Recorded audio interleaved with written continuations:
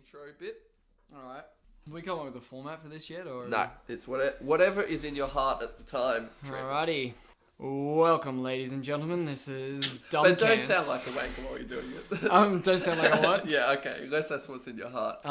What? What's in my heart, Xander? Welcome, ladies and gentlemen, to a late night special of DumbKants. Very late. With Rusty Red and Beautiful Brown here to tickle your eardrums while you sit back, relax, and listen in. Ladies and gentlemen, welcome to DumbKants.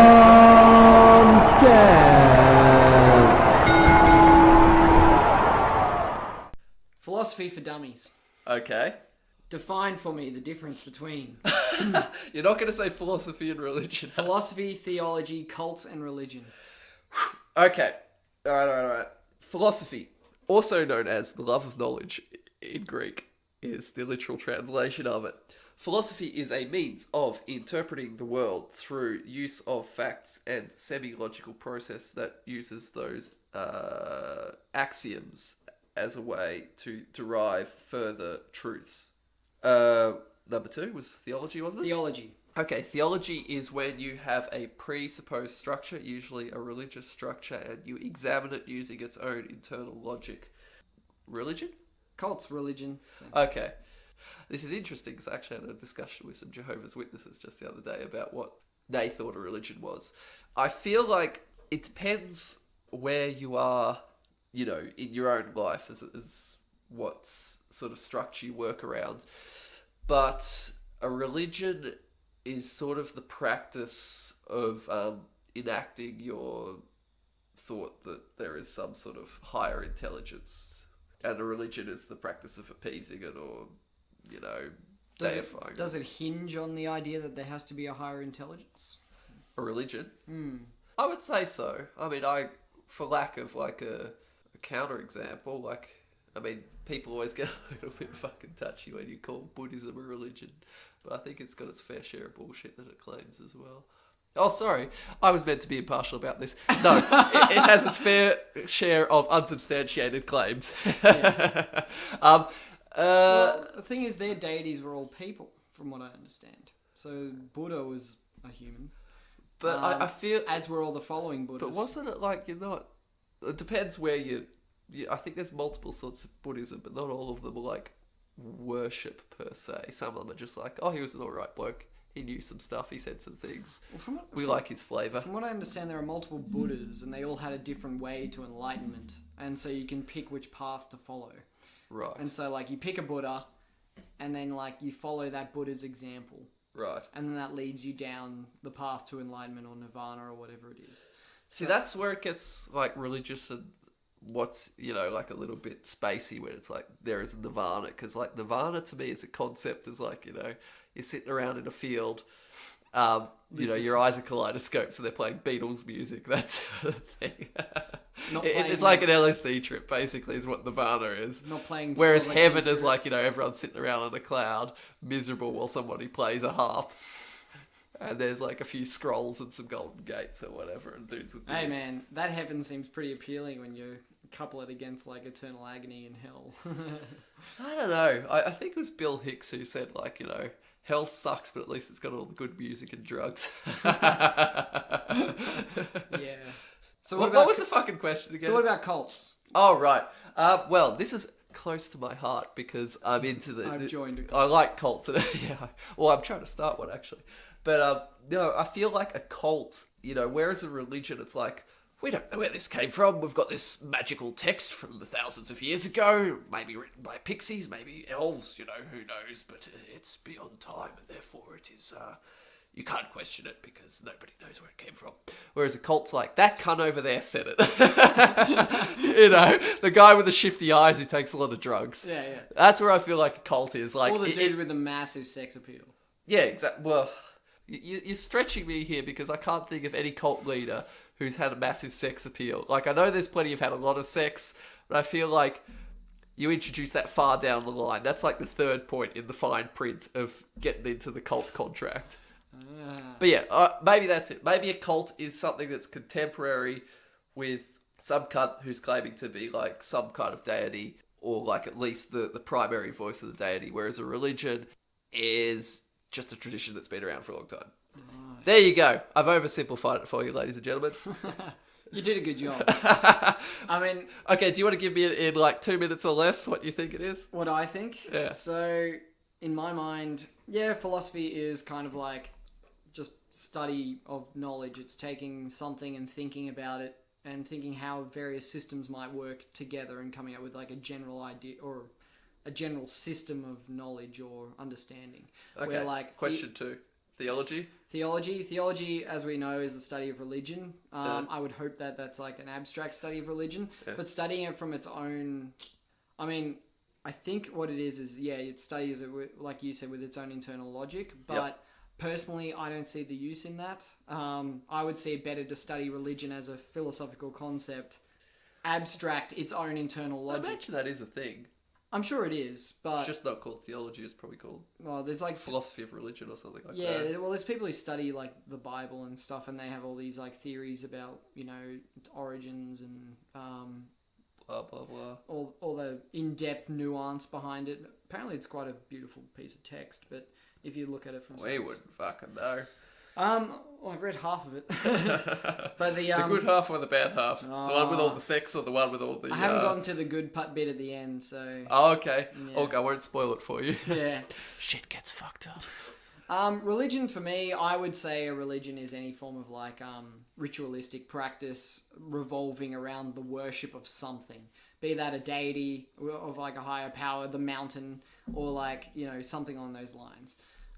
So when I go to my porcelain throne every day and I appreciate how much it accepts my offering, maybe I am practicing. If you have the scatological. If you have deference to something like that, I defecate. I don't deference. Yeah, I mean, I guess to me, religion is kind of like, to me, it's almost like a form of society or government, but its primary ruler is not someone that directly interacts with you. So it's kind of like.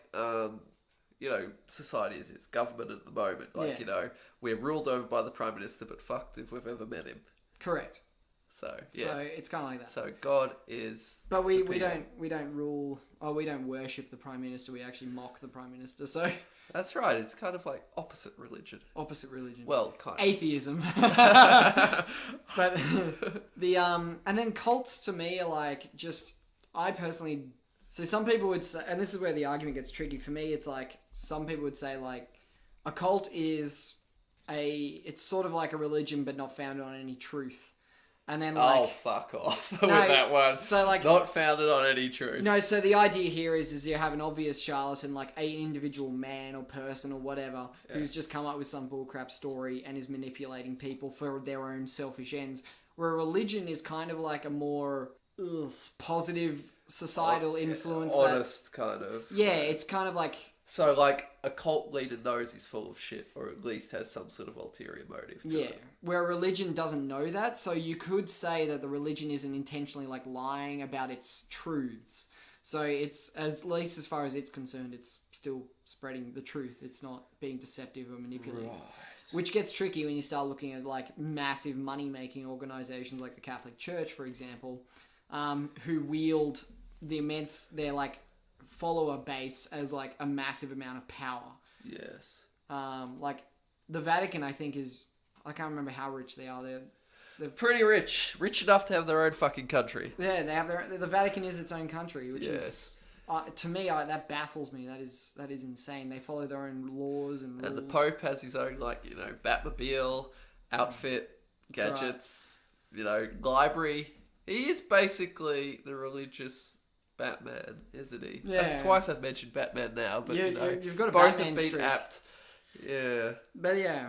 And I guess where I was leading with this after we had some definitions. Oh no, there's a fourth, fifth part to this. There's actually a couple parts to this, but it depends how long you think we have. No, keep going.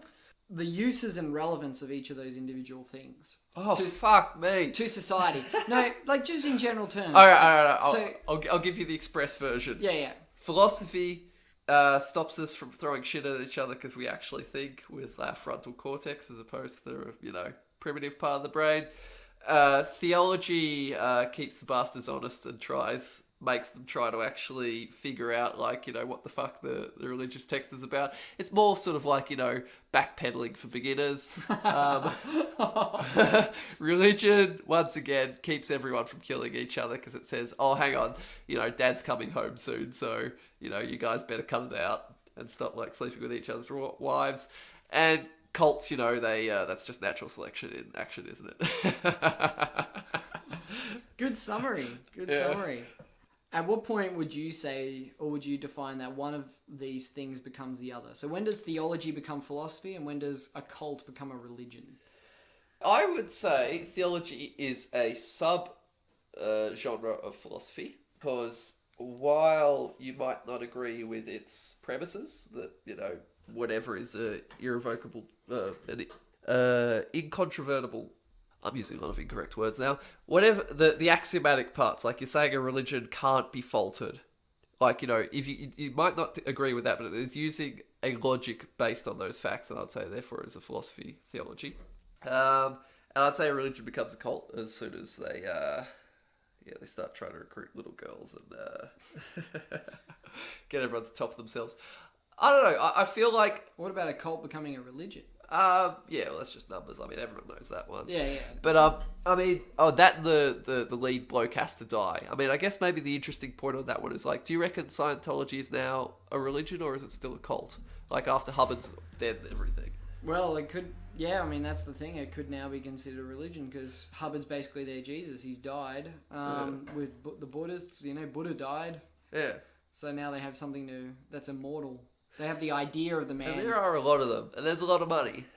Money is worth a lot. Well, Tom Cruise is the new saint, basically, for Scientology. So, like... What happened to fucking Tom Cruise? Not Tom Cruise, fucking John Travolta. What am I on about? John Travolta. Oh, he's still around. So, like, if Tom Cruise is the Mother Teresa, is like John Travolta the... I don't know, so some shitty, like, midday preacher on TV or something like that. But I don't know, it just seems to me like he was mentioned as being like, the poster boy for Scientology at one point. Now nobody like really thinks about him in that way anymore. Maybe he didn't pursue it. He saw it was ruining his reputation, where Tom Cruise just didn't give a stuff. I don't know. Questions for the future. Tom Cruise is still out floating it around, So where John Travolta's just kind of dropped off the radar. Will Smith's the same. Will Smith went Scientology.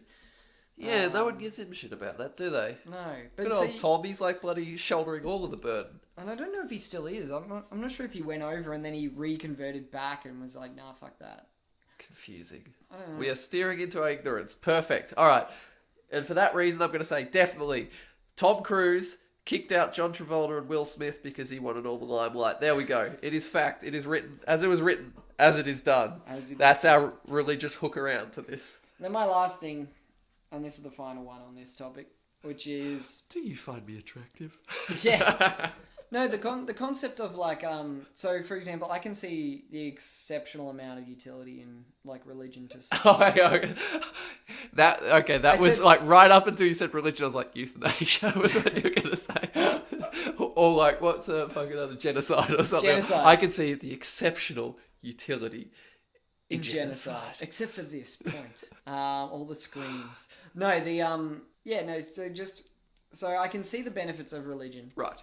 To society, right? Like, I don't think it's... Like, a lot of our laws are based off it. It provides a lot of ground... The concept of, like, the confessional booth thing. So the way that's been sold to me, just from a societal perspective, is like... So you have an affair, right? Right. Which is going to create some chaos in the community. Right. And then you go, oh, crap, I've done something wrong, I'm going to burn in hell, I need to go confess, right? So you go and confess, you go into the little booth, tell the little man behind the curtain, Don't be too diminutive.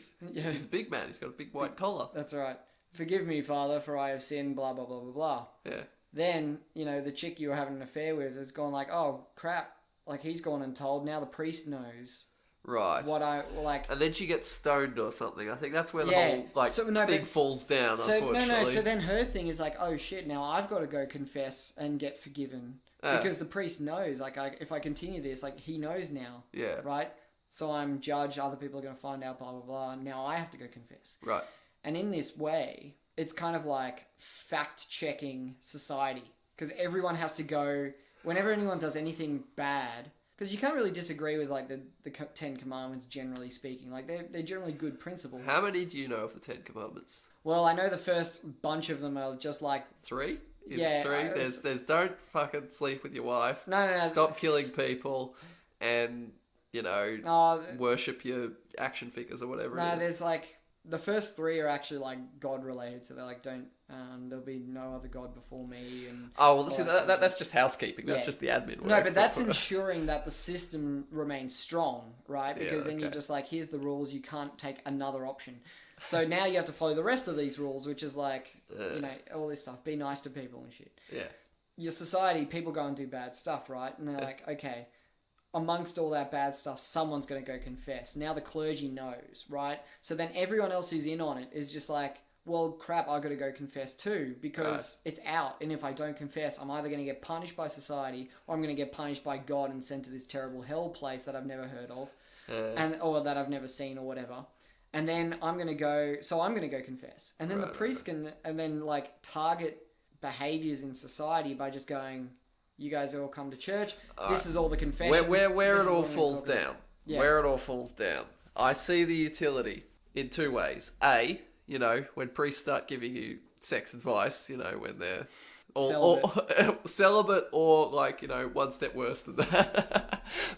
Or the other one is, because people are assholes, you just find a fucking loophole, don't you? Then, like, I think that was a common practice for lords back in the day, that they would literally just hire someone out to, like, do their confessing for them. And they're like, well, look, I'm clear as far as the church goes. I just paid this cunt to go get flogged, and now, I can go rape another couple of virgins. Hence the devil's work, my friend. But the, look, and I agree with that. And I guess what I'm sort of building up to is when... You're building up to this. Has been like a whole exercise to get me to some point. Well, are you gay? Is this what this is all about? So I have to make a confession. Well, I'm not a qualified minister, but I'll probably do you about as much good. Are you my date tomorrow? No. No. So the thing is. So generally you can have these like systems of thought and how to run society and the nature of reality and all that in place. And they're usually, I think they're there for a reason. They're there because like that was a practical, useful way to look at the world at the time. Yes. Right? I don't think any ideology holds up if it's not practical. I don't think they will last. They won't survive through natural selection because I think ultimately people will do what has utility that solves their problem, right? Yes. So it has to solve problems of some kind. And the only reason why this one still sticks around is because I think it just, for a lot of people, it solves a lot of their like personal problems or gives them something to go behind. Yes. And I guess what I was thinking about was when philosophy goes astray. So when you have these ideologies which start out being something very practical, very useful, and they actually solve some of the world's issues. Right. And then like the concept of just at a certain point that utility flicks around and they either get used for ill or somehow like the long-term effects of that ideology create some other issues and then that ideology has to like go out. But the problem with a lot of the current ideologies, which are most modern day religions, is they've got such a circular system in place that stops them from being A, disproven, and B, from actually being eliminated. Right. On like a physical sense because they're so endemic to our society, can't remove them even if they become a troubled philosophy. If they become a source of the conflict. So, and I guess like my primary point there is like I think of all the religions, I think it's Muslim. No, like legit. Here we go. Here we go. No, predominantly Muslim. Long ago had like a system put in place where you cannot leave it. I fucking need that fucking that patriarchy music thing. Boom, boom, boom, boom, boom. No, but boom, boom. The thing is, like, you can't. It's structured in such a way that it can't adapt to current times, and it can't. You can't leave it at all. Where like you can at least claim to leave things like Buddhism or Christianity or Hinduism and stuff like that. You know what I mean? Where apostasy, the punishment in the Muslim faith is death. Yes. So, and they can do that outside of law. So, like... Well, They can do it within law. That's the whole concept of Sharia law, isn't it? Well, correct, yeah. But I don't know. That one is always a bit weird for me because they have all these like codified within the Quran laws about that can seem quite harsh, draconian, if you will, for today's society. But I mean, I will say the very common counter argument. There's plenty of those in the Bible in one way or another no about doubt. But maybe it's just because these Middle Eastern countries are in a shit position, so they're very theocratic at the moment. Maybe that's just the general ugliness of their situation presenting itself, that they take like the more extreme parts of their religion and run with it, whereas in most Christian places you're doing all right, aren't you? Like it's sort of like let's be honest, like most religion's bullshit anyway, but so it's just people basically do what they want anyway, and if there's a book to justify it, then so much the better. And in that way, it's sort of like, if you want to be a fucking savage because your situation sucks and your book says it's okay, then go nuts. Or, where we are now, it's sort of like, I like my Wi-Fi, and I like wearing my, clothes that aren't that are of mixed cloth, rather, or something like that. So, we'll just conveniently forget about those bits of the book. I mean, just stop fucking following books, people, wherever you're going to. Like, follow the Lord of the Rings or something interesting like that. 100%. Lord of the Rings is stellar, man. Assuming you can get through it. Yeah, exactly. And that's actually... maybe that would be a good thing. Like, if people don't want to fucking read it, then they can just, come up with their own rules anyway. People barely read the Bible, so, well, yes. Even the followers. But, choice segments.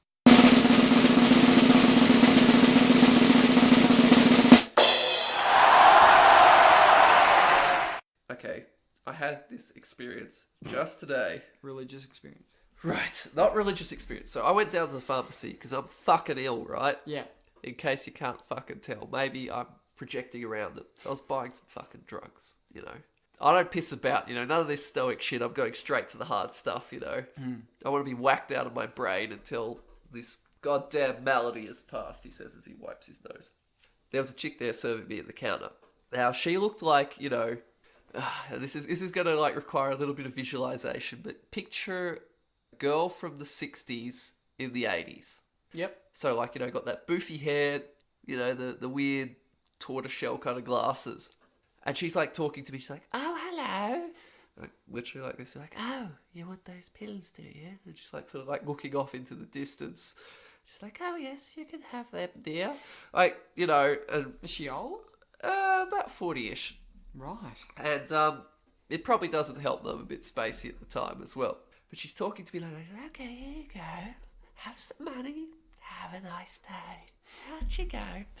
So I was walking out of the store. And of course what I thought was I wonder how many, dead 12-year-olds she's got in her backyard. And that actually led on to the thought. I was I wonder how many, what is the average turnaround of time between when you see, someone who's at least killed 2 people in their lives? Do you reckon it's a week that you go in between seeing someone who's bumped someone off, or 2 people off rather? Or is it a month? Or is it a year? So what you're asking is, how often do you see someone who's killed someone? 2 people at least. 2 or more. Right. Do you reckon? I mean, obviously it changes depending on how many people you see in your average day, but for people in a medium to large size city like us, how many do you reckon we see?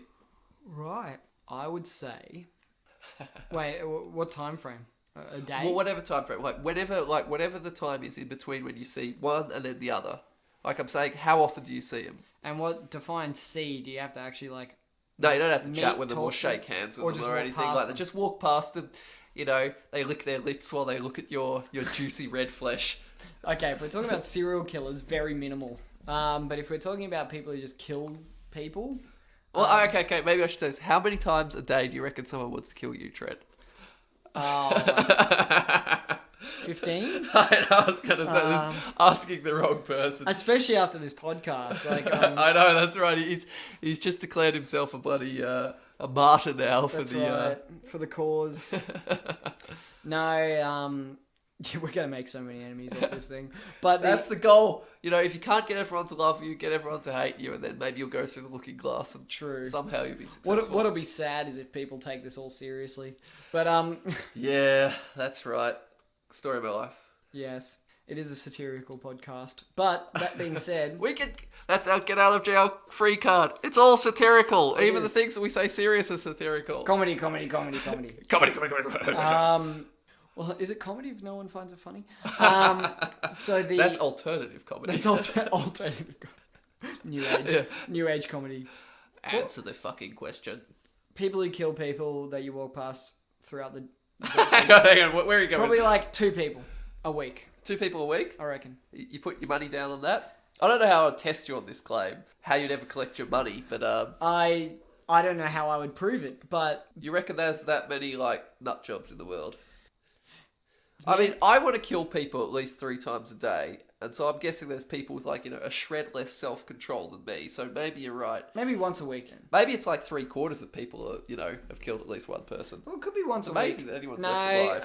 at a certain point, there's an attrition value there where like you couldn't possibly have a population if that many people killed that many people. That being said, though, there are But I some. don't know. You just have you just strangle babies. That's like, that's like the Tic Tacs of like the serial killer world. Like you just get some bird who's, either whacked out on drugs or up for it. She pops out a kid, just a simple little twist like you're taking the lid off some toothpaste in the bin.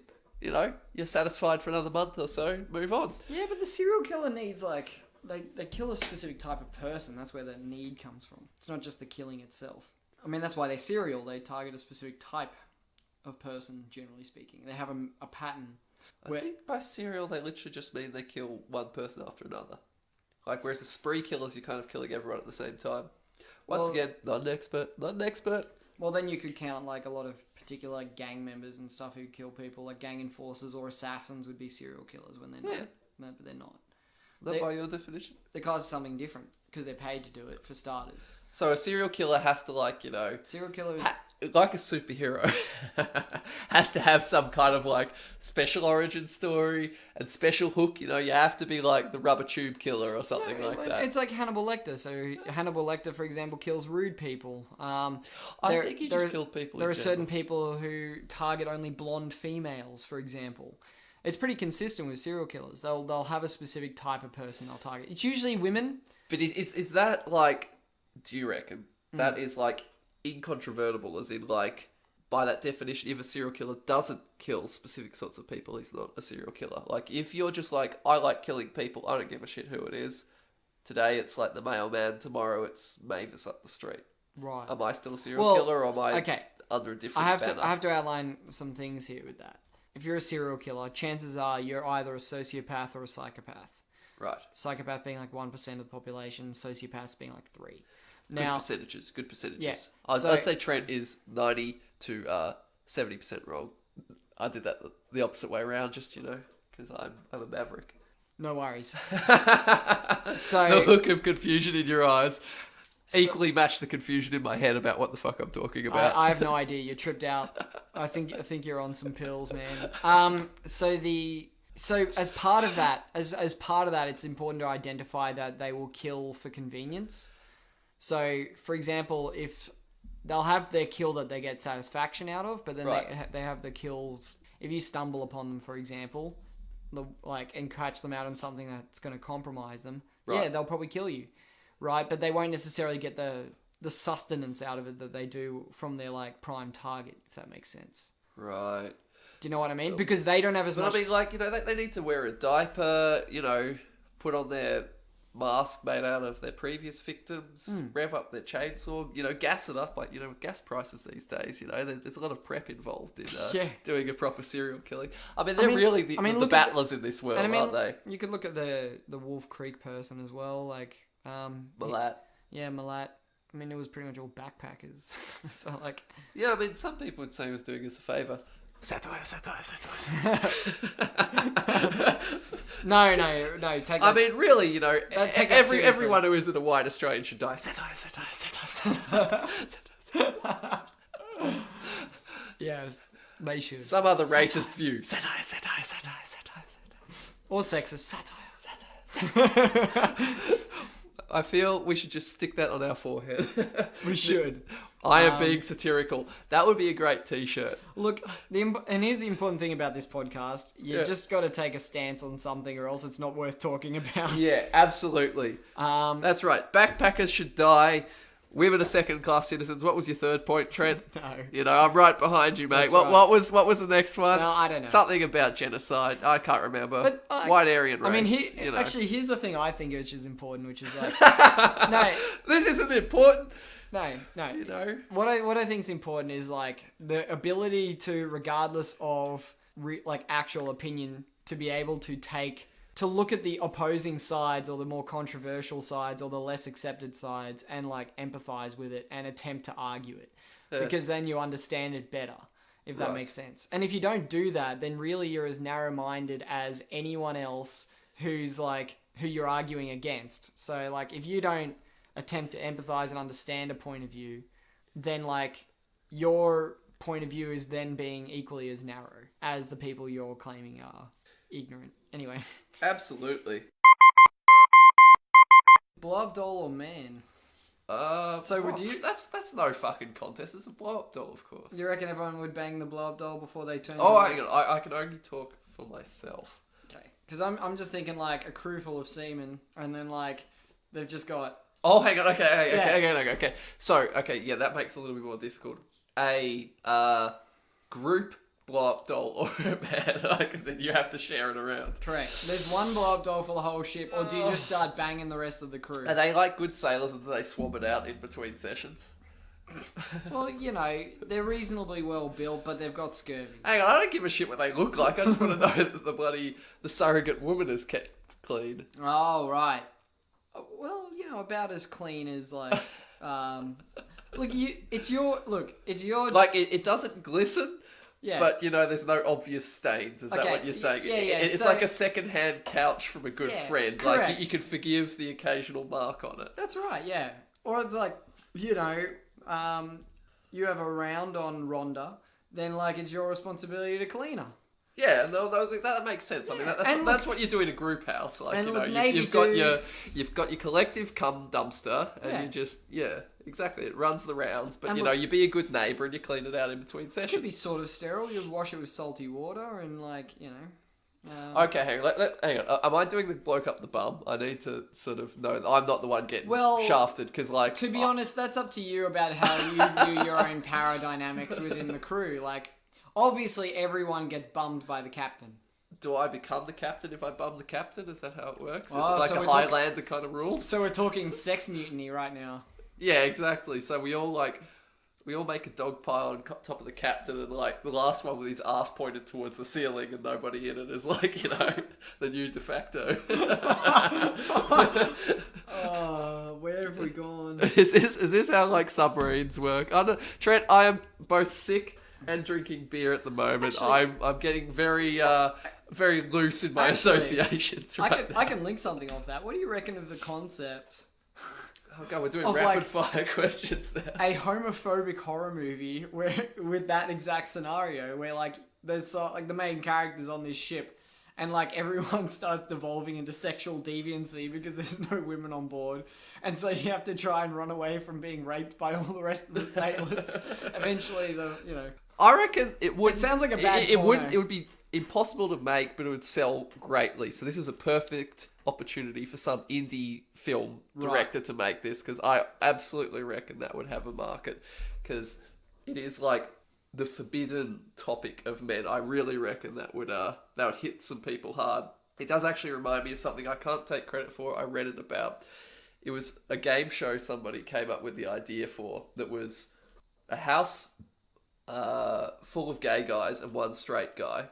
And it's sort of like they have like a bachelor kind of like voting out every week or whatever to say like, we don't think you're gay or whatever like that, and then vote out the person. And I think it's if the straight guy ends up in the last two, he wins however much money, or if they vote him out, they win. You know, you figure out the prizes somehow. But the kicker is everyone in the house is actually straight.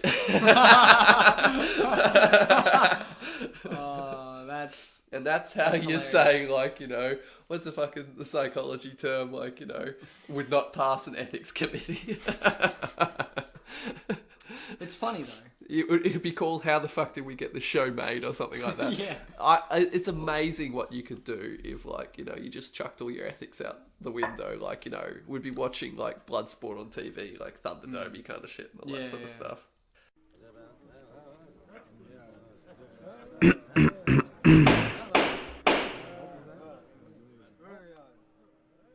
What do you reckon you could be a superhero as? So, you are Trent. You are you. I am me. What do you reckon you are better than most people at doing? So, like, what would you be the superhero of? Like, and you can't say waffling because, you know, everyone fucking knows that. I was gonna say I'd be a smartass. What am I better at that what most people aren't? Well, you know, like a superhero, like, you know, superheroes better than something. Like, that's the leverage they use to, like, take down crooks. Like, you're stronger than your average, you're faster, you're smarter, or whatever, like that. What do you reckon? You know, you've got the edge on your average crook that you could get one over on them. Innocent charms.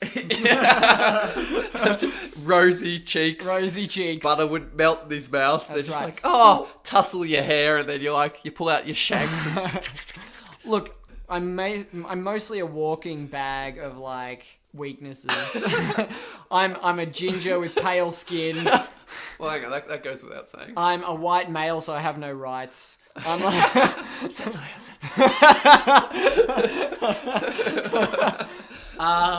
and my opinion's not valid. But the I'm also, you know, I'm not the biggest guy around, and I'm not like. Okay, you're saying what you're not. So all this adds up to being you are like a completely unassuming person. So you keep like a shotgun down the back of your pants or something like that. So correct. people are like, he wouldn't fucking do anything. I mean, look at him. And then BAM! And bam! Shotgun man! Yeah, shotgun man. That's right. That's my superhero power. Oh, Jesus. Hidden shotgun man. Surprise man. I reckon I could talk someone into killing themselves. You reckon? I reckon I could. Yeah. I reckon I could harp on people's insecurities better than most. Like, you know, you see through the veil, be like, you know, and then like, okay, what you do is like some criminals like pointing the gun at me and they're like, hey man, sucker, say your prayers. And I'm like, that's a big nose you got there, isn't it? You know, I bet you got teased a little bit. Like, what the fuck are you talking about, motherfucker? You know, like, it's a little bit, it's a bit Jewy, I guess some people would call it, you know. I imagine people called you schnozzer or like, you know, elephant or something in high school. You might be right, but that doesn't make any difference here. You know, like, I don't know how, you know, like, when you go to look in the mirror, do you have a little bit of trouble seeing your lips or something? Does that overhang? You know, I'd imagine shaving's a bit difficult there. Shut up, you! You know, look, I've heard, like, later in life, your nose is only going to get bigger, like, with your ears, and so you're just going to look like basically like an idiot, and it's, shut up, and then, you know, you keep going with this, and eventually turns the gun on himself. Not that you're going to get the reference. Bad example, but I reckon I could push that one. Not that you're going to get the reference, but you're basically Rocket from Guardians of the Galaxy. Alright, you're right. I don't get the reference. And I will point that out to you at some other date. Interesting power. See, I don't know. I don't know where my, like... I think unassuming man and... Hang on, unassuming man and I can't be Captain Arsehole. Forced suicide, man. Like... Oh, there's got to be like... that's got to be like I don't mind Captain Hang on, Arsehole. what is that one like, you know, Just if shits on you stare into the abyss long enough, it stares back at you. So I could be the abysmal arsehole. Perfect. The abysmal... The abysmal arsehole. Just shits on everyone. Exactly. That works for me. Unassuming man and the abysmal arsehole. I'm not sure how I'm feeling about unassuming man. Hey, you brought it up. true. Okay, no, unassuming man with a shotgun. You know, it doesn't exactly roll off the tongue, but I think abysmal arsehole is a winner. A good name. Unassuming man's alright too. It does work as a title. Interesting. Alright. I reckon we could fight a lot of crime, you know, with that power. Okay, so you would be like on the street and people would just get confused by, you know, like they'll be like, I'm not going to kill this guy, like, you know, he's got a miserable enough life as it is, you know.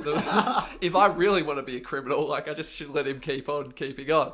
And then I rig up some, like, speakers and then, yeah, I talk to them and then they end up, like, begging you for your shotgun. I think you'd get off on that, to be honest. Probably, you know? a little bit. Yeah. The power fantasy with someone crying beneath you with like 2 barrels in their mouth, and you're just like, I'm not sure I loaded this shotgun. Let's check 1 barrel. Oh, yeah, that one wasn't loaded, or maybe it just misfired. Let's see. Let's check number 2. As long as it's pump action. You can't have a double barrel pump action I know, shotgun. but I feel like a pump. Yeah. Okay. No, fair enough. The penis metaphor just extends in that one. Yeah.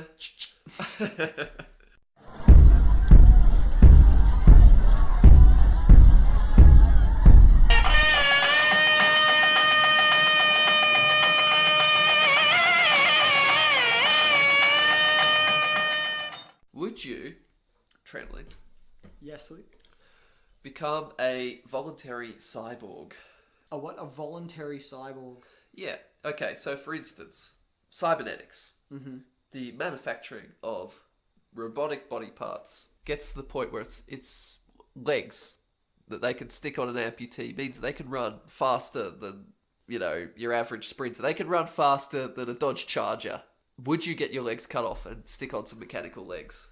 Okay. This would certainly make your superpowers a lot more interesting. That's true. With where I am right now, all my current knowledge and what I've experienced and everything, Yeah. I would say no, and my rationale being that I would lose satisfaction in my own abilities Right. because it's not me anymore. It's the cybernetic. But how much control do you have of your body anyway? Like, you're kind of at the whims of genetics. You're at the whims nutrition. of your own body mechanics and things like that. But either way, I don't know. I guess it's like it's what I am. It's where, like, if I get a cybernetic, it comes like stock standardized. I implant it on and it just functions. You know what I mean? Because it's technology is a little bit less randomness. You can't build it either. Well, what if you're like, you take on the cybernetics, they make you live longer, because you don't have to work out as much or eat as much or whatever the advantages are. You can spend that extra time studying, figuring out how to improve it. You take a little bit of pride in your cybernetic enhancements. And here's the problem with automation: is you'll run out of things to do. So, like, if I don't have to exercise, I don't have to eat as much. Yeah, then you focus on the higher things, I guess so. It's the same problem as society faces anyway. But then, with increasing leisure time, what do I do with ourselves? But then, we shitpost and we watch cartoons. But then, yeah, and that's the thing. Like, and everyone's getting more depressed. But that's the thing. Like, everyone else is also doing it. I'm getting happier. What are you talking about? No, see, everyone else is like doing it. So then, therefore, what that means is like your level of competition is going up and up and up anyway. Yeah. I mean, I guess where I would end up doing it regardless is because if everyone else is doing it, at a certain point you would start to feel inadequate. So you're a sheep, not a leader. Well, you would take it. Okay. You would take it if it was forced down your throat. Trent, you're going to be the first in the line to the Kool-Aid. Duncan. No, when you get into the cult. What I mean is, it's kind of the equivalent these days of being. It's a living. To me, it's the equivalent these days of being the only computer illiterate person.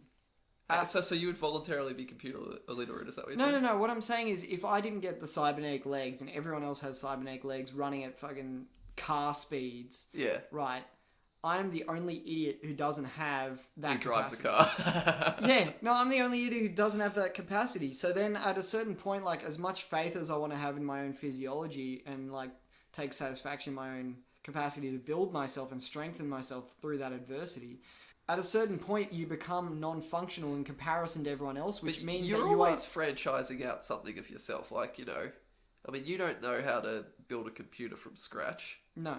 But yet you utilize one. Oh wait, no, I have built a computer from scratch. No, you haven't.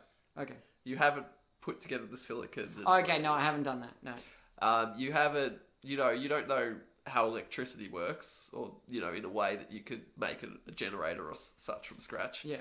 In a lot of ways in society, you just have to take. You just have to accept other people do things, and that you have no part in that. My point was that it's the same with cybernetic enhancements. It's sort of like, you can say, oh, but I want that independence to know that I can do it myself. Well, fuck it, you've lost a lot of independence as it is anyway. What's this? Just another step on the path to when we're all part of the one hive mind, living happily, enjoying our nutrition pills. Well, I mean, at the moment, most people, generally speaking, bar extraneous circumstances, are functioning on the same playing field. Yeah. So, like, I mean, there's differences in intelligence, there's differences in, like, physical capacity and all that sort of jazz. And the cybernetic enhancements would level it out even more, because then you disabled people, like, I'm a paraplegic, yet now I've got super duper legs, just like everyone else. Yeah. So what I'm saying is I would end up just jumping on the bandwagon and just getting the cybernetics. You wouldn't take it before everyone else so you could be better than them? No, I don't think I would. I mean, to me, like, I have a hard enough time getting a tattoo. Imagine how I'd go, like, lopping off my legs to get cybernetics. Well, I mean, you don't have to do it yourself. You get someone else to. No, but you know what? Well, I don't do my own tattoo either, but, Oh, you pussy? Yeah. Get yourself some fucking...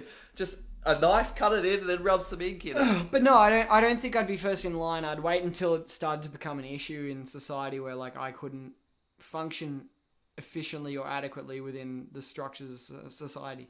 Because as people gain that new capacity, society will change to a new level to accommodate that capacity. Yes. You know what I mean? So, like, for example, society assumes you have ready access to the internet. Society assumes you, generally speaking, have a car, so you can get everywhere really quickly. Right. If I'm the only dude with no, like, cybernetic legs and everyone else has cybernetic legs, I'm missing out. Like, certain assumptions will start happening, and then I'm left behind, and then that makes my life so much more difficult. So then I think I would change, regardless of whether or not I think it's a good thing. It's just more, I need to, because in order to survive, I need to do it. Well, I'm going to be a brain in a jar with a massive cock before anyone else. Fair enough. With a huge cybernetic dildozer off the front of me. I would imagine. Ability to pleasure 12 women at once. You know. Well, there's the other thing. Capacity to spare. Women won't need you anymore, and you won't get the same physical sensations and enjoyment. Oh no, I will. See, I've got this these wires hooked straight into the pleasure centers of my brain. Like once I said, being pickled in a little jar up the top, and so you know it just takes a grazing on the tip of this cybernetic knob that I've got, and it sets me wild off. Like, Trent, you can't imagine the nirvana that I'm in. Like, you know, going back to the whole religion thing, you know, I'm constantly on cloud 9. And, like, you know, women love it because, you know, I can go for days. No, but here's the thing. Trent. Women will have cybernetic twats. Like... Yeah, exactly. So there will be a perfect combination. Actually, we'll just fuse together. Someone can just weld them together. Who gives a fuck? No, but you won't do it anymore, I don't think. Because there's the... Like... I know that stimulation's not necessary. You could just get something that stimulates you regardless without having to engage in physical contact. That's true. I'll just plug into the... Yeah, that's right. I'll just plug your dick in the wall socket. Like... Yeah, exactly. Perfect. Yeah. Then we've removed one of our major problems in life, which is having to put up with women, you know, the life supports for twats. Satire, satire, satire, satire, satire. The, Oh, that's gonna get us killed. The, Yeah, my point is... I'm sick, Trent. I've got an excuse. What's your bloody excuse for the filth that's been coming out of your mouth? I have to sit here dreading the fact that I'm getting sick. While listening to shit. But the, yeah, like, I don't know. Like, to me, it would be a different world, and I think regardless of what moral or high standing I'd have, I'd be one of those crazy old people if I didn't get new legs and stay up to date. Same as how, like, I think it is necessary to continue to educate yourself and remain up to date with current technology and, like, innovation so that way you don't fall behind the curve. And I just reckon it'd be cool to be Robocop. Of course.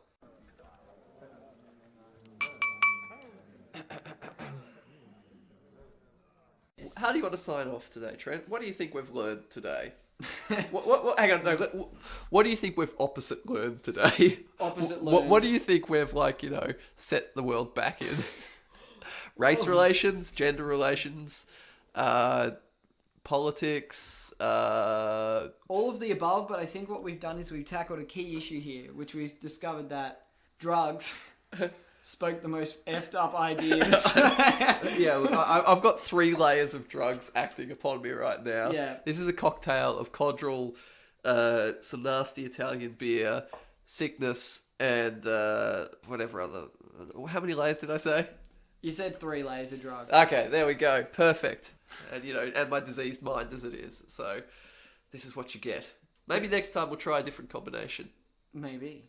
You know, the squits, weed, and some sort of suppository LSD or something like that. I swear to God, if you give me the squits, I'm going to kill you. Kill me with your squits, just hold me down and drowning me with your diarrhea. Surprise shotgun. Oh, yeah. Alright, I'm stopping.